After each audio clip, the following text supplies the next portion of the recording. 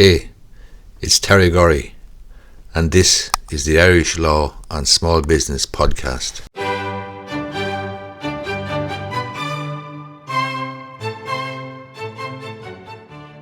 It's an interesting case published, interesting decision published in the last few weeks there. It's a High Court decision, and it's where an employee on probation went to the High Court looking for an injunction to prevent the appointment of another person to her position and to seek other reliefs, for example, preventing the termination of her employment, ensuring that she continued to be paid, and so on. The background to this case is, the name of the case is Anna Buttermore and Oak Fuel Supermarket Limited, trading as cost cutter Rathcormac. Rathcormac is in County Cork. I've published a blog post on this particular case on my website employmentrightsireland.com. You can have a look at my blog post there, but more importantly, the decision itself is in that blog post. You can click on it and you'll see exactly what the High Court decided and what the High Court was being asked to decide, and most importantly, the principles involved in obtaining an injunction, an employment injunction, the principles involved in a person being terminated whilst on probation, and whether the disciplinary procedure is an entitlement in that situation or not. In this case, Anna Buttermore sought a High Court injunction preventing her employer from terminating her employment, stopping the employer from replacing her in the workplace, preventing the employer from termination of her employment contract, and other reliefs. I think there were 6 reliefs sought in total. She was successful in relation to 2 of them. The background in the High Court. The background to the case is the employer has a shop and filling station in Rathcormac, County Cork. Miss Buttermore started her employment there in March 2022 as a supervisor. She was promised that she'd be appointed to the store manager position within a month. She was acting as manager from the commencement of her employment, however. Towards the end of March, an employee made a number of allegations against her. These included that she had accused another employee of being two-faced, and she used, allegedly, inappropriate language, amongst other things. Miss Buttermore saw these allegations as an attempt to have her removed from the job. The employer then engaged the services of an external HR firm who were to investigate the allegations in accordance with the bullying and harassment policy in the workplace.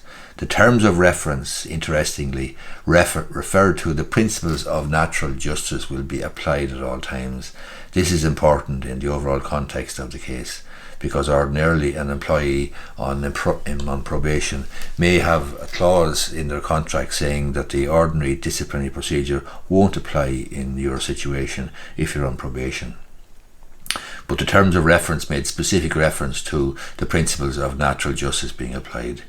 While the investigation was ongoing, Miss Buttermore was promoted then to the position of store manager in April 2022. Her contract provided for a probation of 6 months, extendable by a further 5 months. The staff handbook referred to the disciplinary procedure in the workplace, and it also defined misconduct. However, the standard disciplinary procedure was not to apply during the probation period, and this would be common enough. Her boss then, Mr. Mullane, received further complaints about Miss Buttermore by text message when the original investigation was still going on. He called Miss Buttermore to a meeting in May 2022 and told her that she'd failed her probation and was terminated, either at the meeting or later that day. However, at that meeting, Mr. Mullane offered her a job in a different store that he owned, apparently in Greena. This job would involve her starting a new 6-month probation period and a position as a trainee manager, as Mr. Mullane could see potential in Miss Buttermore to become a good manager. Miss Buttermore did not reply to Mr. Mullane's email offer, and the next interaction was Mr. Mullane received a solicitor's letter from Miss Buttermore's solicitor, demanding her reinstatement and claiming that she had been terminated as a result of the allegations made against her, without the opportunity to defend herself against those allegations, and in breach of fair procedures and the company's own policies. It was claimed that the trainee manager position that was offered was a demotion. Miss Buttimer then issued her legal proceedings seeking reliefs. The employer argued firstly that she wasn't entitled to any reliefs because she didn't come to court with clean hands. In other words, she engaged in, or her solicitor made some mistakes in defending or bringing the proceedings and so on, but the court didn't entertain that, and the judge did not agree, as the type of conduct that Miss Buttimer was accused of was not conduct of such gravity as to constitute unclean hands. The court then went on to look at the tests to be applied when an interlocutory injunction is being sought, and the relevant cases there are Campus Oil versus Minister for Industry and Energy from 1983 and the Supreme Court decision in Merck Sharp and Dome. We won't go into that now. You can have a look at the blog post and you can have a look at the decision itself on my website, Employment Rights Ireland. The plaintiff, Miss Buttimer, argued that she was entitled to an injunction as her employment was terminated on the basis of certain allegations against her without being given the opportunity to challenge the allegations or defend her position. This would be basically in breach of a person's right to natural justice and fair procedures. The defendant argued she was not terminated on the basis of the allegations against her, but was terminated because she had failed her probation period and her performance was poor and she was not the right fit for the store. The judge noted that the authorities are clear that an employee may be let go during the probationary period for any reason, including poor performance, or no reason, without any obligation to afford fair procedures. However, it is equally clear, as a matter of general principle, that while at common law an employer is free to dismiss an employee for any reason or no reason, where the dismissal or termination is for misconduct, the employer is obliged to comply with fair procedures. This is the nub of this case. The employer here could have terminated this lady's employment and not given any reason.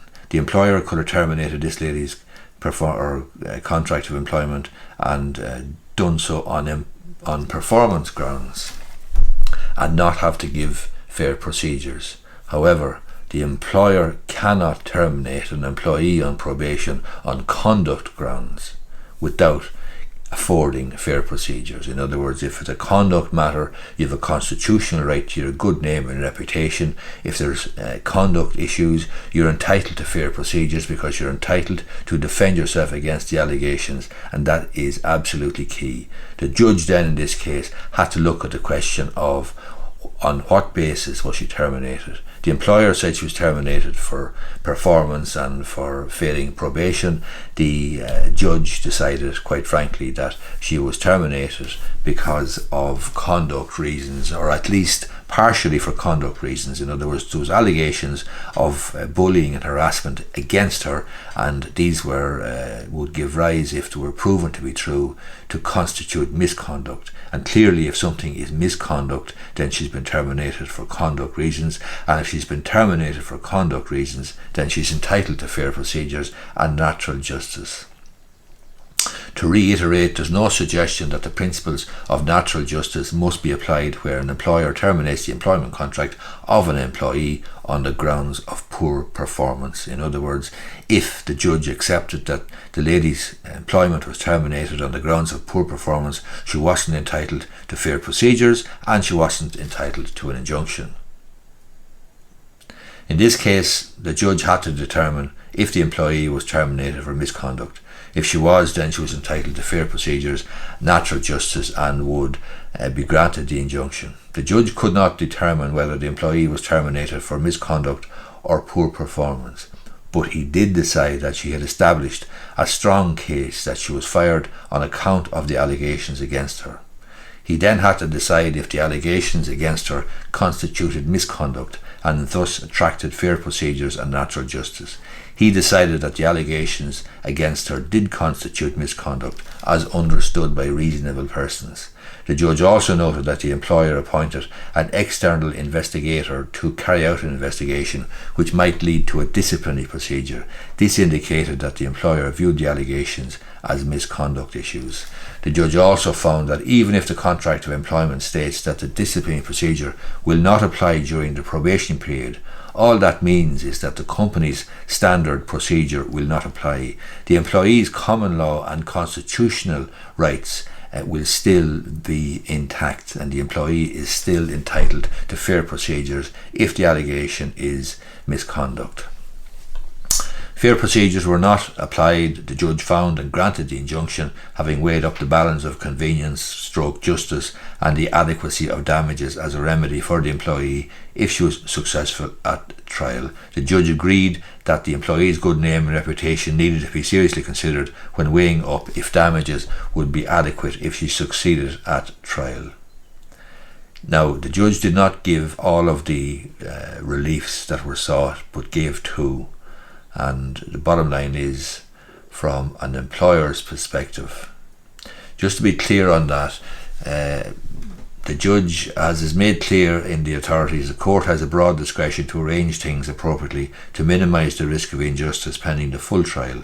The damage to the plaintiff's reputation and the defendant's acceptance of the importance of reputation is of particular relevance here.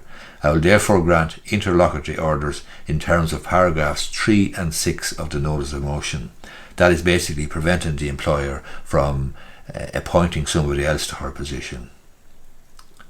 This does, of course, adversely impact on the defendant because they cannot fill the vacancy, but this prejudice must be weighed against the prejudice to the plaintiff if the defendant can replace her permanently or can make it public that her employment was terminated. It holds open the plaintiff's position and seeks to reduce the reputational damage that might be done if it is made known that the plaintiff was let go, even if her position is vindicated at trial. It also minimises the plaintiff's exposure on her undertaking as to damages. The takeaway here for employer and employee is this: an employee on probation can be terminated for no reason or on performance grounds without an obligation to afford fair procedures and natural justice. An employer must ensure fair procedures if the employee is to be terminated on the grounds of conduct, even if the employee is on probation. The case is Anna Buttermore and Oak Fuel Supermarket Limited, trading as Cost Cutter Rathcormac, and you can read my blog post and read the full decision in that case. It's a High Court decision, obviously, because High Court gives injunctions, on my website employmentrightsireland.com. If you find this video useful, I'd appreciate if you gave it the old thumbs up down below, and you may be interested in subscribing to my YouTube channel. Thanks a lot.